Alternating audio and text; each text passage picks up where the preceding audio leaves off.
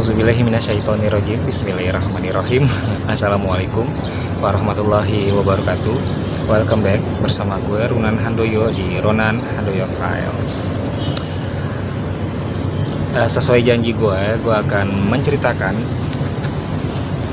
pengalaman yang udah lama nih ya, sebetulnya sekitar tahun 2020 atau 2021 ya.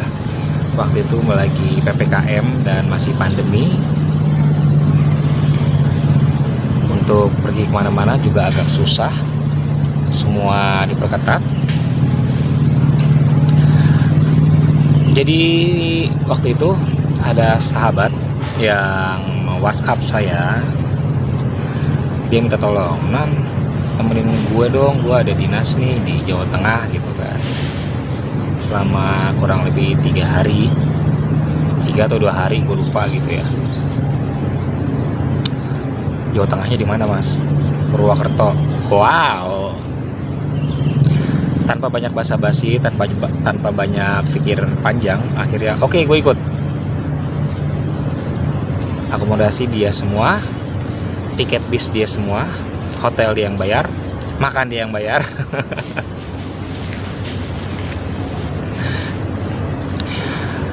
Nyamuk. Yang pada akhirnya kita naik bis dari Ciledug tuh ya kalau nggak salah, menuju ke Purwokerto. Naik bis yang malam jam 9. Sampai di Purwokerto itu subuh sekitar jam 3 atau jam 4.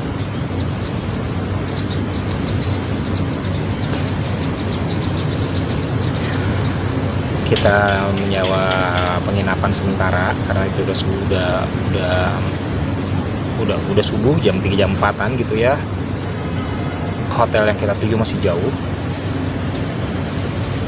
Pagi-pagi jam 7 atau jam 8 atau sekitar jam 9 kita menuju ke hotel. Sampai di hotel dan wah, gue kayak deja vu. Ternyata view hotelnya itu belakangnya Gunung Slamet. Gila, keren, hotelnya keren.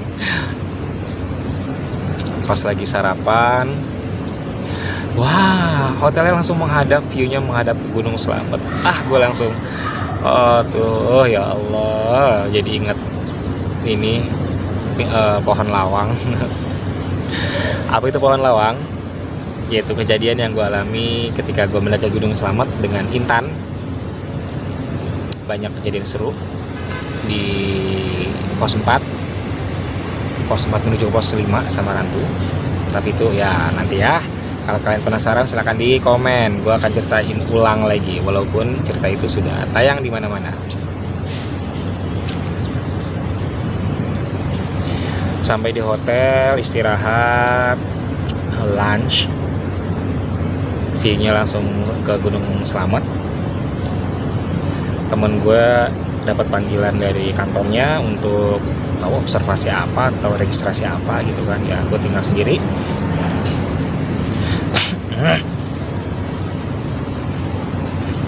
Ya, yang namanya Ronan Handoyo kalau ke suatu penginapan katanya di situ kan ada ininya juga ya, ada swimming poolnya juga atau kolam renang ya. Gue cari dong kolam renangnya di mana. Ternyata kolam renangnya itu jauh dari hotelnya. Jadi gini nih, ini gue anggap nih hotel, kolam renangnya loh di ujung sana, misah. Dan jadi apa ya, layout atau dekorasi itu kalau dalam rumah tuh apa ya, pokoknya dekorasi kali ya, unik.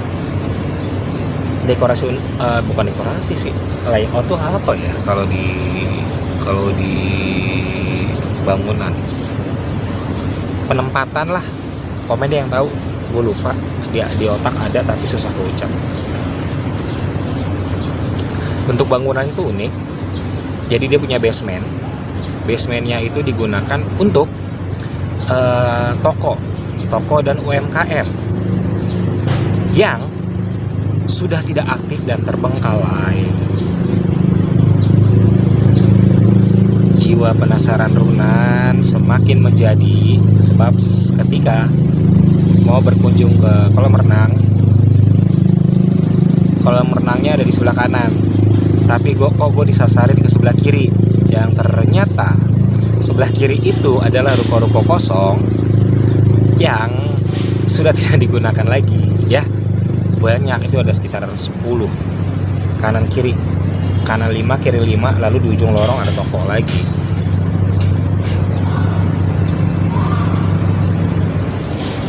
Di situ ruko paling pojok ya, paling hancur, ruko paling pojok sebelah kanan itu paling rusak gitu kan. Ada yang menarik banget. Dari jauh tuh gue ngeliat kayak ada anak kecil ngintip, terus pas gue nengok dia sembunyi ngintip, gue nengok dia sembunyi, ya gue samperin lah sosok kecil itu masuk ke ruko yang hancur itu gitu. Oh ternyata tempatnya di situ, ya sudahlah, ke kolam renang. Dan sama aja sih, di kolam renang ada perempuan. Jadi ya udah cukup tahu kalau berenang di situ. Kolamnya dibuka dari pagi jam 8 sampai mau maghrib jam 6 ya. Ya cukup tahu aja sih. Jadi ada perempuan juga di situ, di ruko yang bekas UMKM-nya ada anak kecil. Ya sudah, sekitar pukul 3 mau asar temen gue balik.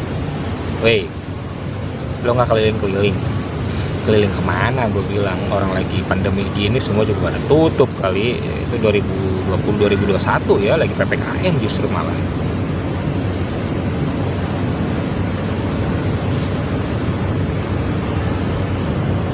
Ya gue cuma di sini aja, gue ngomong ke teman gue cuma di sini di area hotel aja, kelilingin hotel, ke belakang hotel gitu kan. Nyari kolam renang di mana dan ada apa gitu kan.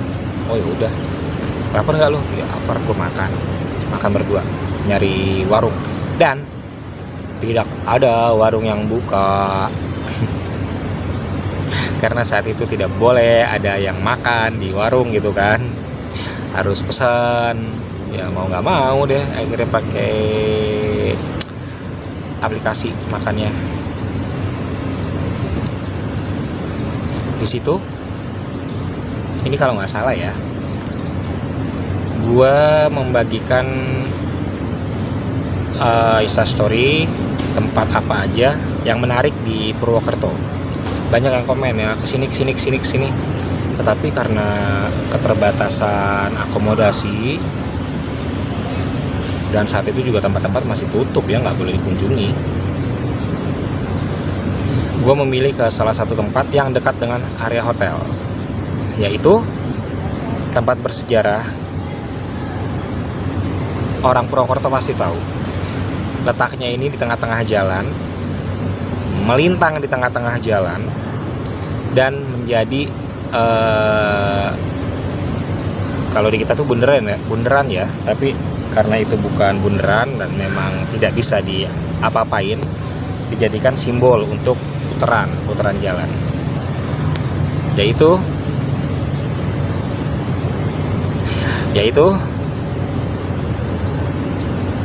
makam Raga Semangsang. Ada yang bilang Semangsang, ada yang bilang Temangsang. Tapi kalau orang sana bilangnya Rogo Temangsang gitu loh. Weh, gue penasaran dong. Hari kedua, gue langsung buka Google Map maksud gue. Berapa jauh area Raga Temangsang ini dari hotel? Gue hanya melihat waktunya aja sekitar 10 menit. By the way ya, deket lah 10 menit. Dalam hati gue deket gitu kan 10 menit. Tapi gue tidak melihat jaraknya. Ternyata ketika gue sadar, jaraknya itu hampir 3-4 kiloan.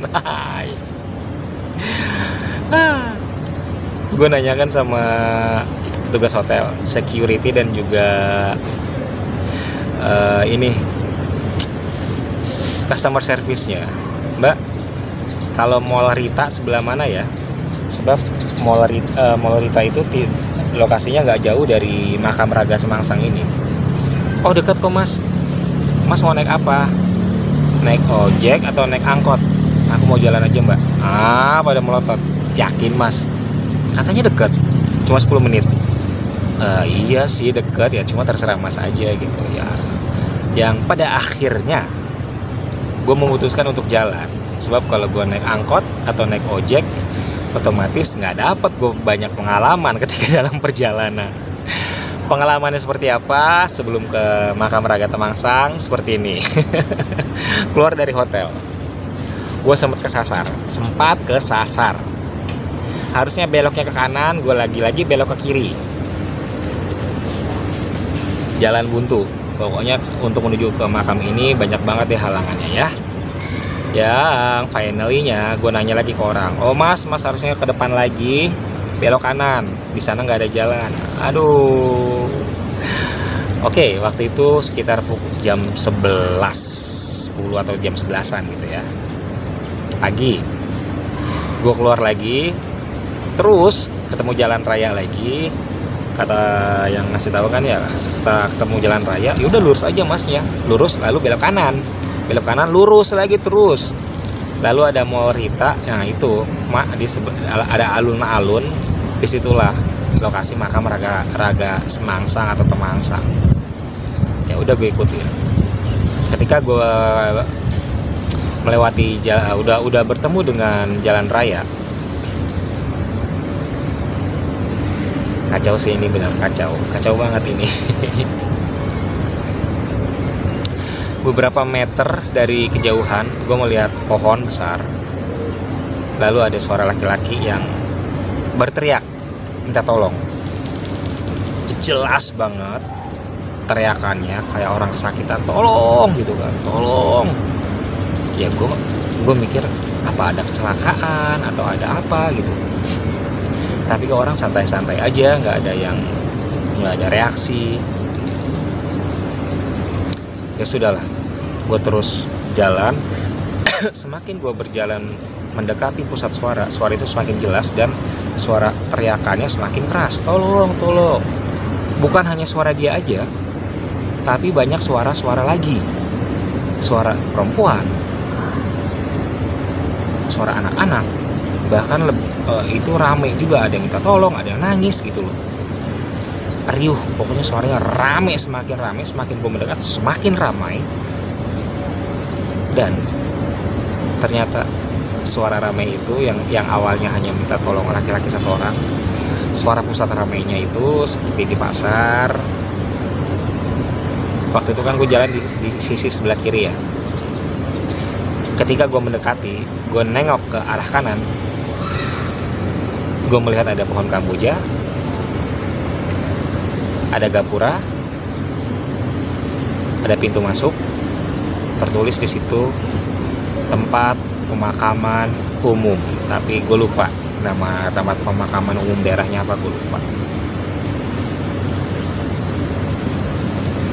Gue langsung lari karena ketika gue berpapasan dengan tempat itu nih, ini makamnya nih, ini gue di sebelah kiri, suaranya makin ramai dan makin ada yang nangis, ada yang teriak, ada yang minta tolong, benar-benar minta tolong.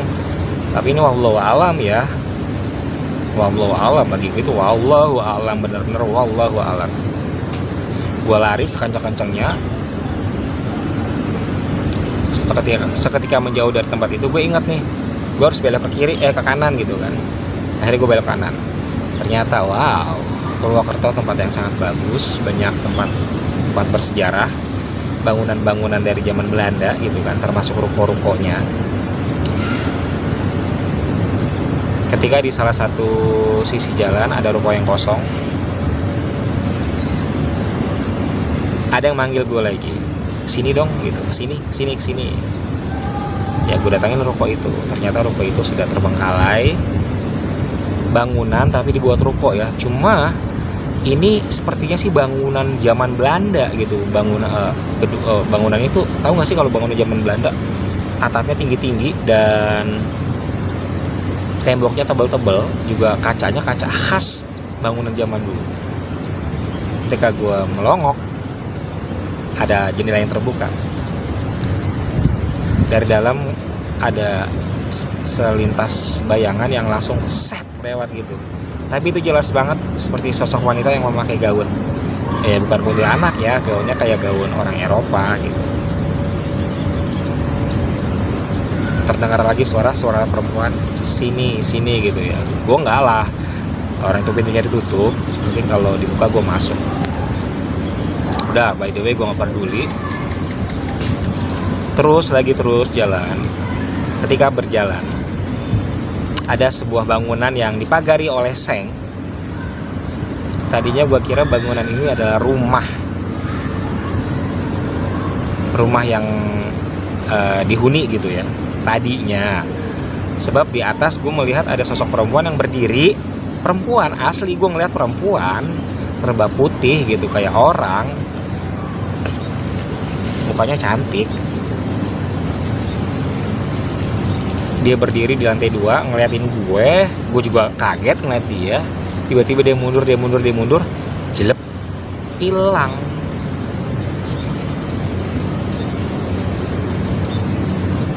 Nah, kalau untuk ngeliat ke lantai 2, gue kan harus mundur tuh karena ditutupin seng. Gue harus mundur agak beberapa jauh dari trotoar. Gue penasaran nih, kok itu cewek hilang gitu di lantai 2. Setelah itu di sengnya itu kan ada lubang, gue intip dong. Ternyata posisi lubang ini pas banget dengan pintu masuk. Tertulis di situ hotel apa gitu, gue lupa, sedang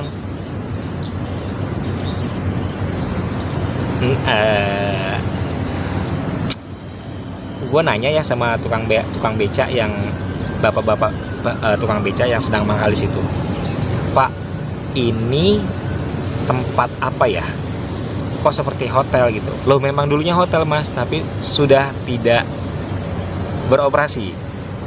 What?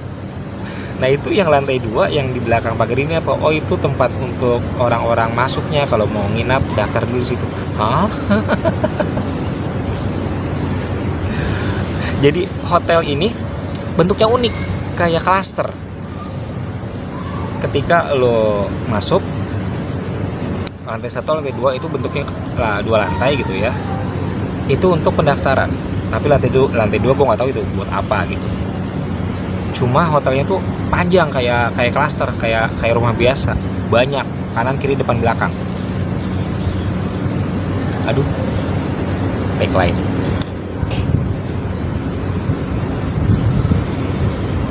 Yang pada akhirnya ya udahlah, setelah dapat info hotel itu hotel kosong, ya berarti yang gue lihat di atas lantai 2 itu bukan orang. Gue sempat bilang juga sih ke bapak becanya, Pak itu di atas tadi ada perempuan, siapa ya? Lo? Kata tukang becanya, kata si bapak becanya, lo gitu. Delo opo mas gitu. Itu perempuan pakai baju putih. Walah, ditunjukin juga gitu. Ya sudahlah ya. Gue berjalan lagi sampai di Mall Rita. Nggak lama kemudian sampai di alun-alun Purwokerto. Itu mendekati jam 12 kurang. Gue ikutin Google Map. Menurut Google Map lokasi Anda sudah sampai, tapi gue nggak ngeliat gitu loh. Nggak ngeliat di mana ini tempatnya. Gue muter-muter sampai gue muterin alun-alun tuh sekitar 2-3 kali. Terdengar suara azan zuhur. Ya udahlah, mungkin gue sholat zuhur dulu. Setelah itu jodohnya kali ditemukan dengan makam Raga Semangsang atau Temangsang ini gitu. Selesai sholat zuhur, ya kan waktu itu gue bawa susu ya, susu lah sama makanan kecil. Susu dan makanan ringan itu gue bagikan ke penjaga yang jagain sepatu sama sendal di depan masjid. Sambil gue nanya, Pak, aku mau tanya, di sini makam Raga Temangsang atau Semangsang sebelah mana ya?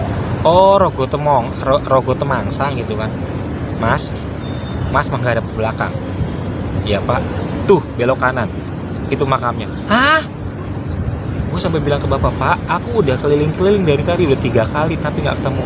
Ya berarti belum jodohnya toh gitu. Tapi sekarang masih itu tuh makamnya yang kotak-kotak itu loh. Itu yang ada kotak itu. Dalam hati gue, gila, gue dari tadi ngelewatin makam ini tapi gue nggak ngeliat gitu. Ya oke. Gue ucap terima kasih ke bapaknya. Matur sembah nuwun, Pak, aku mau ke sana. Mas dari mana? Aku dari Tangerang gitu kan. Oh alah, tak kira asli sini. Bukan, Pak, aku Tangerang gitu. Pak, aku mau ke sana dulu ya. Yo hati-hati ya gitu. Gue ke sana di sholat zuhur sekitar jam 12:30-an. Ini bentuknya aneh ya.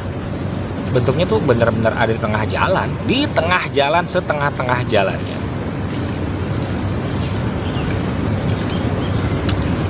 Sampai di sana, sebelum mendekat, mungkin kalian yang tinggal di Purwokerto atau yang sudah ke sana tahu lah ya, bentuknya kotak begitu. Sebelum mendekat ke arah kotak itu, ya gue kulo nuwun dulu gitu. Gue minta izin dulu, ini yang jaga siapa, boleh nggak saya ke situ gitu kan, boleh nggak saya mengetahui kebenarannya seperti apa gitu kan. Ternyata ada suara laki-laki berwibawa tapi agak berat suaranya. Monggo, silakan, kamu sudah saya tunggu. Mampus, gue bilang.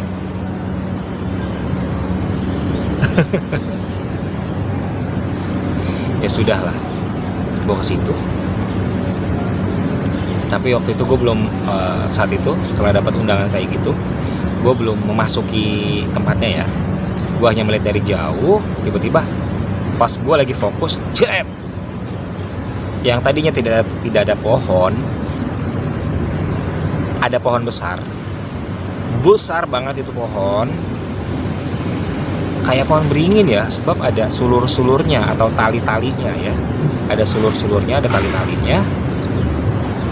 Di tengah-tengah batang pohon yang agak nggak ada sulurnya, agak sedikit sulurnya gitu, ada sosok tubuh terikat.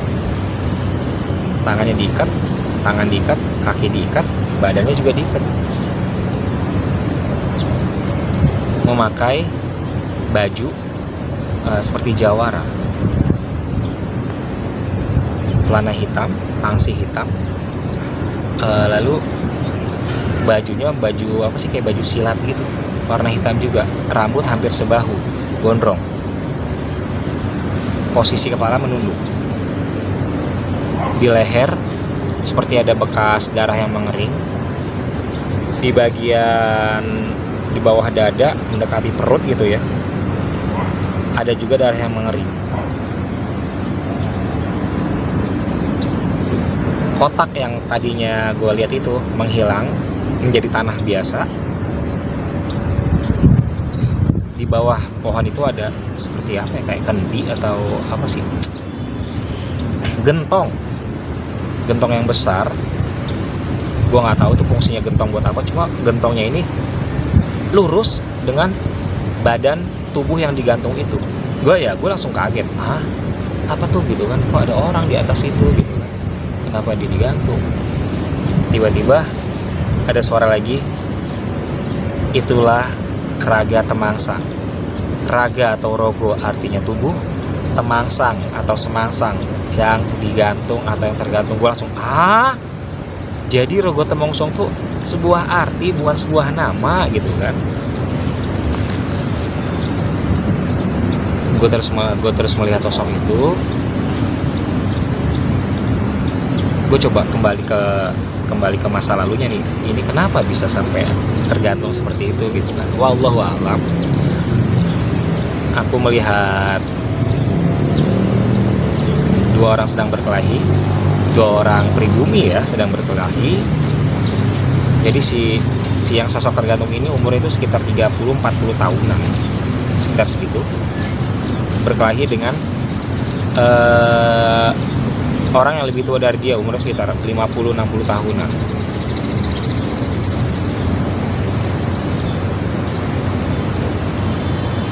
Itu tahun 1900-an, sekitar tahun 1900-an. Wallahu alam, cuma Tuhan yang tahu itu tahun berapa, cuma gua ngelihatnya seperti di tahun 1900-an. Dua orang ini berkelahi, tapi di sekitarnya banyak orang yang ngelihat, tapi dengan cara bersembunyi, nggak berani ngeliat secara langsung gitu, bersembunyi di semak-semak, nggak jauh dari lokasi pohon ini. Ketika si sosok yang digantung ini terluka, dengan ajaibnya lukanya bisa sembuh sendiri.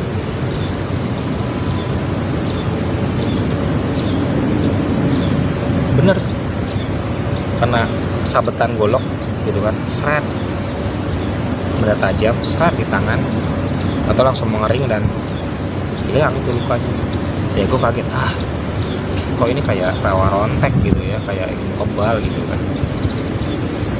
Yang pada akhirnya di suatu ketika si kakek-kakek ini yang umurnya lebih tua, lawannya dia banyak menyerang, banyak luka. Bukan, maksudnya si Raga Temangsang ini sudah banyak terluka. Orang-orang yang bersembunyi itu buru-buru menyerang, dan mari orang-orang yang bersembunyi ini, yang di semak-semak, buru-buru menyerang gitu kan, menyerang yang sudah terluka ini, digotong gitu kan. Habis digotong, ya itu digantung, buru-buru digantung di pohon. Darah yang bercucuran itu ternyata ditampung di gentong itu, biar darahnya nggak netes di tanah. Gue langsung blek, tiba-tiba gue sadar lagi. Gue langsung mual-mual, enak gitu kan. Tiba-tiba seperti ada energi yang besar yang melarang gue untuk cukup, selesai kamu lihat gitu. Gue mual, gue muntah semuntah-muntahnya. Setelah dapat warning, udah cukup, kamu melihatnya udah selesai gitu kan. Ya gue coba menetralisir rasa mual gue. Kebetulan gue juga masih bawa sisa susu, gue minum. Setelah agak enak, gue penasaran nih, isinya apa ya di dalam ini gitu kan. Gue masuk, ternyata di situ masih ada sisa-sisa pedupaan, masih ada sisa-sisa kembang, kemenyan, rokok, tapi tidak ada misal kayak nisan atau kayak tulisan gitu, nggak ada, cuma dalam kotak tok gitu aja. Di berbagai versi, gue baru nge-googling gitu kan, sebab Runang Handoyo biasanya tidak meng-googling dulu, datang dulu biar validasinya seperti apa gitu kan. Linier nggak nih, selaras nggak sama yang diceritakan atau yang sudah terliterasi gitu. Kebanyakan kan yang seperti itu hanya dari mulut ke mulut, tidak ada yang tertulis gitu kan. Gue baru nge-googling, katanya situ makam yang tidak bisa dipindahkan, tapi gue lihat itu bukan makam gitu loh, itu hanya sebagai simbol, disimbolkan dulu ada pohon beringin besar, dan ada sosok si Rogo Temangsang itu digantung. Kalau badannya itu setelah menjadi tulang belulang baru dimakamkan.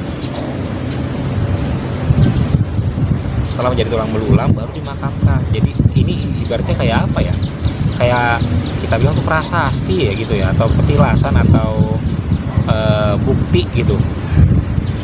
Kalau dulu tuh ya Raga Temangsang ada di sini, di tempat ini, terbunuh di sini gitu. Tapi kalau untuk dimakaminnya, wallahu alam, gue nggak tahu. Sebab yang gue lihat, setelah ini menjadi kerangka dipindahkan, tidak dikubur di situ gitu. Ini wallahu alam ya, mohon maaf kalau saya salah, kalau penglihatan saya salah, wallahu alam, saya mohon maaf. Setelah saya masuk, pusing lagi, mual lagi, ada bisikan, keluar kamu, digituin. Sudah keluar, cukup. jangan mendekat lagi. Ya udah, gue menjauh. Ketika gue menjauh, gue masih ngeliatin gitu kan, ngeliatin pohon beringin yang ada sosoknya ini gitu. Lama-lama setelah gue ngeliat, tiba-tiba pohonnya hilang, banyak mobil-mobil lalu lalang lagi, terdengar lagi suara laki-laki. Kamu masuk gang yang ada di sebelah kanan kamu, cari satu rumah yang paling tidak terawat, tidak terurus. Kamu tanya pada orang yang tinggal di situ. Rasa penasaran kamu akan terjawab gitu. Ya, gue bingung loh, apa ini harus gue ikutin atau gimana? Ya bisa jadi juga sosok bukan orang yang di rumah ini, bisa jadi ya mungkin keturunannya atau ada hubungan darah dengan beliau, tubuh yang di atas pohon itu. 2 kali suara itu. Kamu belok ke sebelah kanan, gang yang ada di samping kanan kamu masuk, lihat rumah yang sudah tidak terawat di sebelah kanan juga. Kamu akan mendapati jawaban atas pertanyaan kamu. Tapi gue nggak mengikuti karena gue udah mual, udah pusing, udah capek. Gue dalam hati bilang terima kasih, saya tidak kesana, saya mohon maaf, cukup tahu, dan terima kasih juga sudah dibukakan, dipermudah untuk tahu seperti apa gitu kan. Gue juga baru nge-googling, ternyata banyak berbagai versi ya. Ada yang bilang ini dari zaman kerajaan, ada yang bilang dari zaman penjajahan, ada yang bilang juga bahwa itu adalah sosok penerbang yang pesawatnya jatuh lalu tubuhnya tersangkut di situ. Tapi yang aku lihat, yang Runan Handoyo lihat, ini terjadi sekitar tahun 1900-an. Ya berarti udah masuk zaman penjajahan ya. Zaman kerajaan juga zaman penjajahan. Sebab bajunya tuh baju khas banget, baju khas ya, celana pangsi, baju silat seperti itu, dengan rambut yang panjang. Ya setelah itu gue bilang oke, terima kasih, saya mohon maaf saya tidak bisa menuruti gitu kan untuk ke sebelah kanan itu, ke dalam gang, saya ingin pulang. Terima kasih untuk informasinya, mungkin insya Allah kalau ada waktu mungkin saya kesini lagi gitu. Waktu itu ya gue nggak bawa apa-apa, cuma rasa penasaran aja.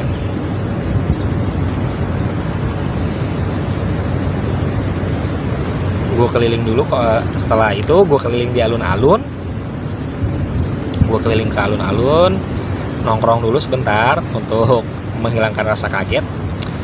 Ajan asar gue sholat lagi di masjid yang sama, Masjid Raya Purwokerto itu, gak jauh dari alun-alun.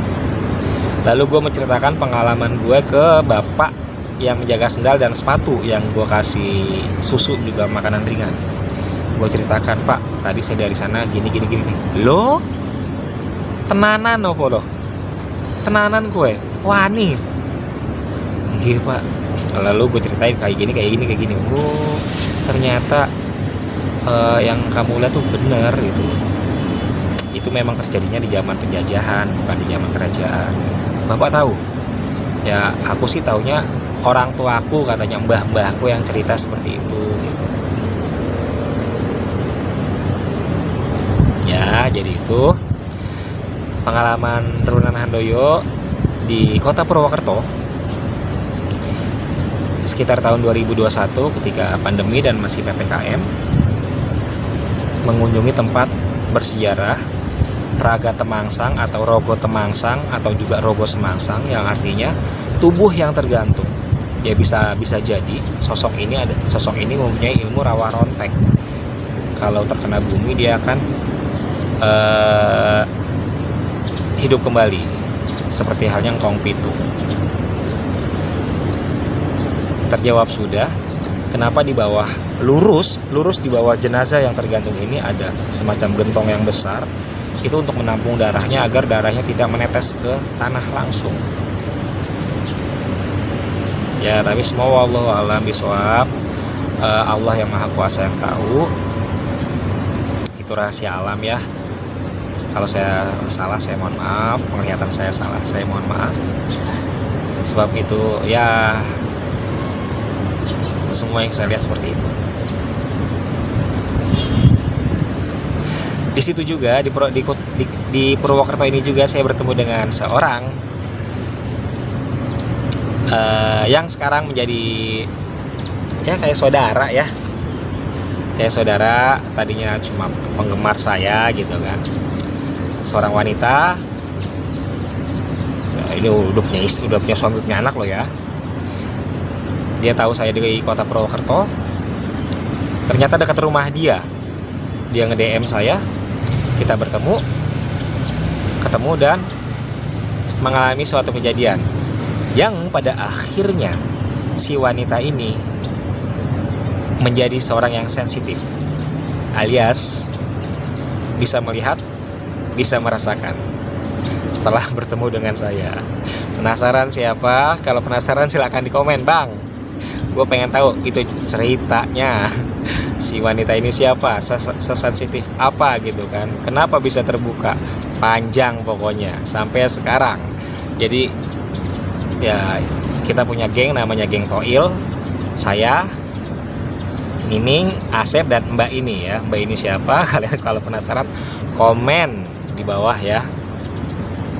Kalau nggak penasaran ya udah, saya nggak akan cerita. Sebab setelah saya pulang ke Tangerang, Mbak ini langsung WhatsApp saya, Bang, gue di rumah nggak tenang, gini, banyak kejadian, begini. Wah, pokoknya seru. Itu pengalaman saya ketika berkunjung ke Purwokerto, tepatnya ke makam Raga Temangsang atau Rogo Semangsang, tidak jauh dari alun-alun kota Purwokerto. Dan kembali lagi, wallahu alam, apa yang saya lihat itu memang kebenarankah ataukah memang hanya suatu hal yang berbau masa lalu tapi masih ada yang kurang lengkap. Mohon maaf, sebab di sana energinya besar sekali gitu ya. Bentrokan dengan saya nggak kuat sampai saya muntah dan mual-mual. Insya Allah kalau ada waktu saya akan ke sana lagi. Terima kasih untuk Mbak Wi, untuk Nining, untuk Asep.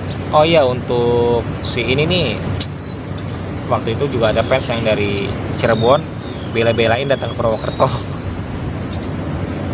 Kata dia deket Bang, deket kok, saya lagi di ini, tapi dia nggak cerita kalau dia di Purwokerto. Pantesan 4 jam dibela-belain gitu kan. Saya lupa siapa nanti ya, di Instagram saya tag ya. Untuk Mbak Wi, untuk Nining, untuk Asep, terima kasih juga untuk Teh Dini yang ada di Taiwan. Sayo Teh, selamat berjuang di negeri orang. Kamu adalah pahlawan devisa dan jangan menyerah. Terima kasih untuk Juragan Kue Akila yang ada di Lampung. Terima kasih untuk Mami Renin ya, Bun yang sudah membantu saya untuk konsultasi dan mengenalkan siapa diri saya sebenarnya. Terima kasih untuk Fatur. Terima kasih juga untuk Teh Cindy Salim yang ada di Swiss. Untuk Mbak Jeki Ayu yang ada di Texas dan akan kembali ke Indonesia. Welcome back Mbak Ayu. Semoga kita bisa ketemu dan kita bahas bisnis kita. Amin. Terima kasih juga untuk semua yang sudah nonton. Terima kasih juga untuk yang sudah komen, like, untuk yang sudah subscribe. Terima kasih sebanyak-banyaknya. Semoga kalian selalu dalam lindungan Allah Subhanahu wa taala, selalu sehat, berkah dunia akhirat, dan selalu dalam kebahagiaan. Saya Runan Handoyo. Wassalamualaikum warahmatullahi wabarakatuh. Terima kasih. Matur sembah.